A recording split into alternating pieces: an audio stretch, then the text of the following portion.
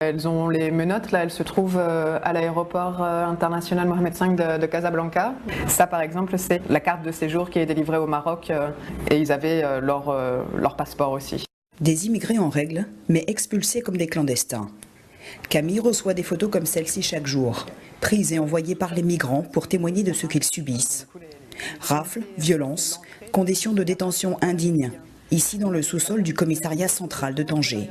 Ça, c'est des bouteilles remplies d'urine, parce que les personnes n'avaient pas accès la nuit aux sanitaires. Le mot torture revient énormément souvent. Le GADEM, le groupe antiraciste pour les étrangers et les migrants, a enquêté des semaines durant, récolté des témoignages directs sur le terrain. Ils sont partis avec lui, on ne sait pas où ils l'emmènent. Il serait désormais des milliers, avec ou sans papier, envoyés vers le sud, le plus loin possible de Tanger, ville frontalière, au lieu de migration vers l'Europe. Nous avons pu rencontrer l'un d'eux. 10 ans de vie à Tanger, déplacé du jour au lendemain, au petit matin.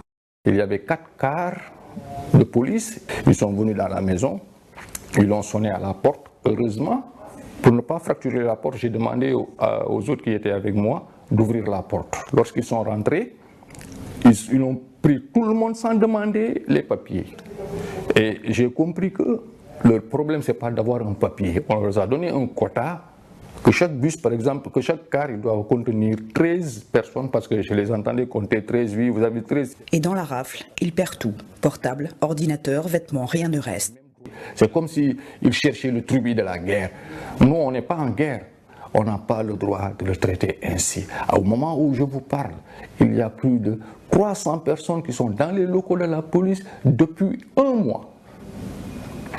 Et quand on t'attrape en tant que clandestin, si c'était illégal, il fallait nous traduire devant la justice, nous amener au niveau du procureur. Mais si vous nous gardez plus de un mois, rien que pour nous mettre dans un bus, nous déporter, c'est parce que ce n'est pas sérieux.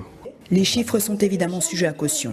Le GADEM vient de rendre publiques ses propres estimations, évaluées à minima. On serait à 7720 personnes, dont 174 femmes, 22 femmes enceintes, 147 mineurs. À l'intérieur de ces mineurs, on a compté aussi 21 bébés, 27 enfants de moins de 10 ans, et parmi eux, il y aurait aussi 7 mineurs qui seraient demandeurs d'asile, donc enregistrés au niveau du HCR.